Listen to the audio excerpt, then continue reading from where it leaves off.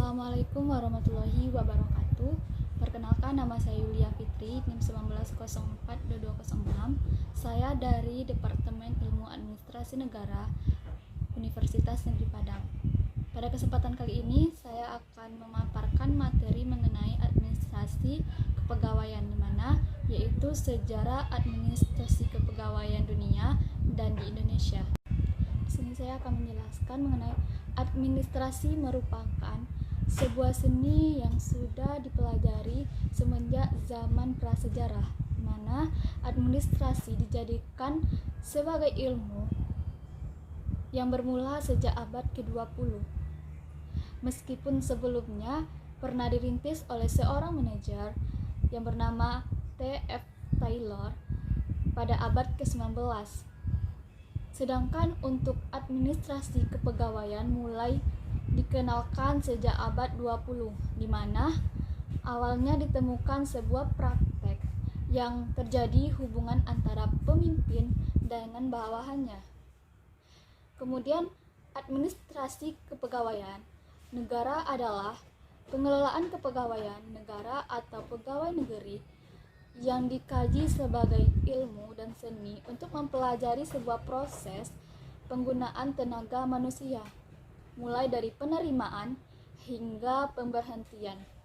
Dapat dikatakan, administrasi kepegawaian negara merupakan proses penyelenggaraan politik kepegawaian atau program kerja dengan tujuan yang berhubungan dengan tenaga kerja manusia yang digunakan dalam usaha kerjasama untuk mencapai tujuan tertentu. Kemudian kita masuk pada sejarah administrasi kepegawaian di dunia.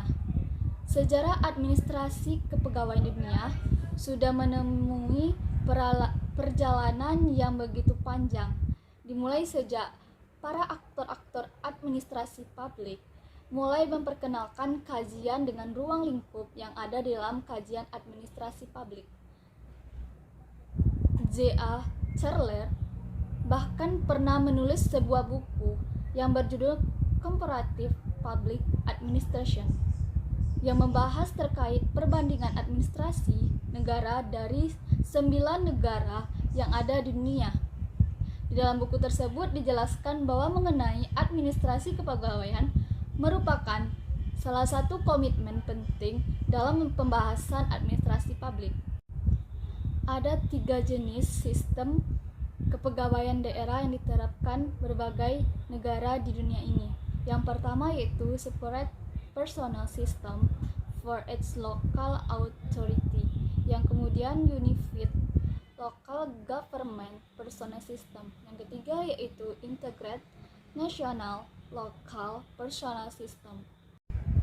Sejarah administrasi kepegawaian di dunia yang pertama yaitu kita mengambil negara Jepang.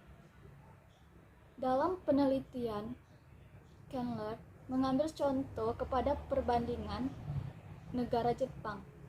Alasannya adalah negara Jepang merupakan satu-satunya negara di Asia yang sistem kepegawaiannya layak untuk dijadikan role model ketika berbicara mengenai sebuah perbandingan pengelolaan pegawai di negara Jepang, di mana telah diatur dalam Konstitusi Jepang pada pasal 15. Menurut pasal 15 ayat 2, Konstitusi Jepang menemukan bahwa setiap pegawai negeri merupakan pengabdi untuk seluruh rakyat, bukan pengabdi untuk sebagian kelompok tertentu. Kemudian yaitu negara Korea. Dilihat dari perkembangan administrasi kepegawaian yang ada, di mana Korea sendiri merupakan model negara-negara di dunia yang awalnya hanya menerima sumbangan, sekarang menjadi negara yang memberikan sumbangan. Artinya, banyak hal yang dapat dicontoh dari perkembangan negara Korea, termasuk di dalamnya manajemen kepegawaiannya. Korea juga merupakan negara yang sangat konsisten dalam membangun birokrasi mereka, sehingga mereka berhasil untuk mencapai puncak keberhasilan dari demokrasi yang mereka bangun sendiri. Kemudian dapat kita lihat dari negara Amerika.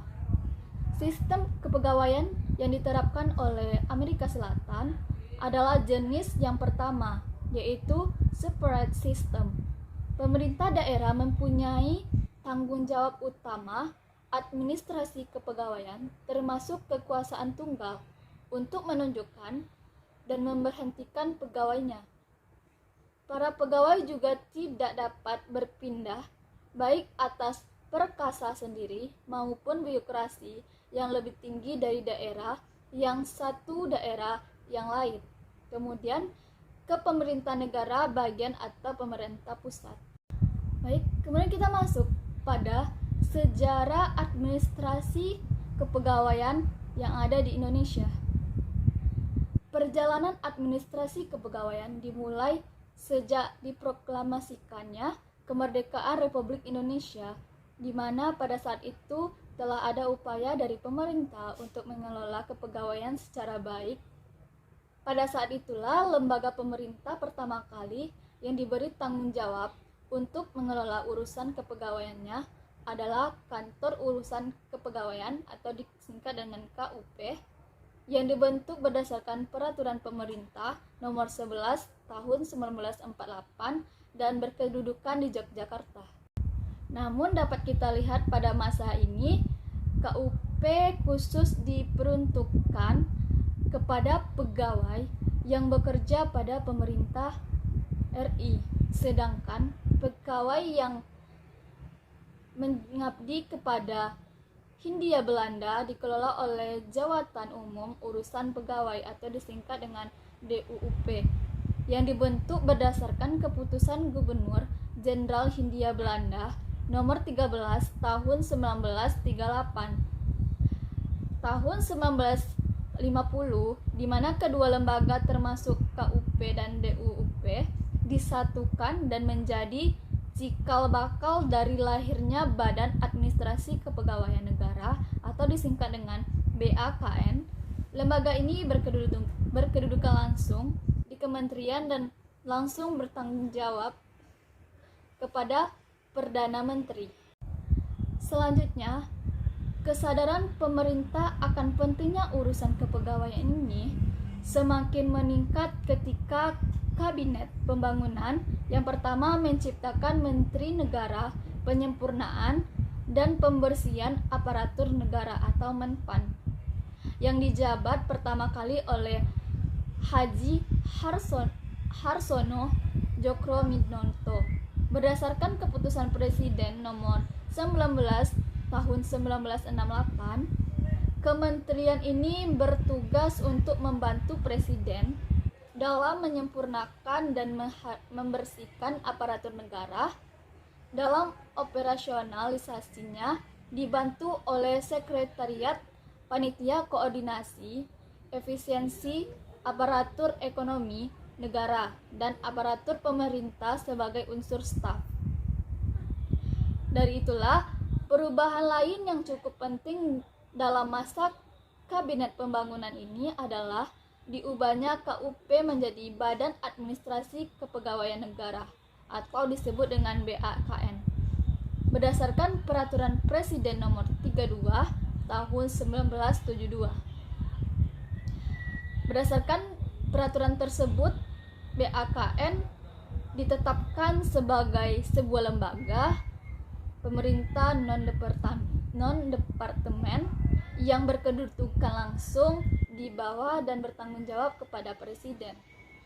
Oleh karena itu, berfungsi untuk menyempurnakan, memelihara, dan juga mengembangkan administrasi negara di bidang kepegawaian, sehingga tercapai kelancaran jalannya pemerintahan.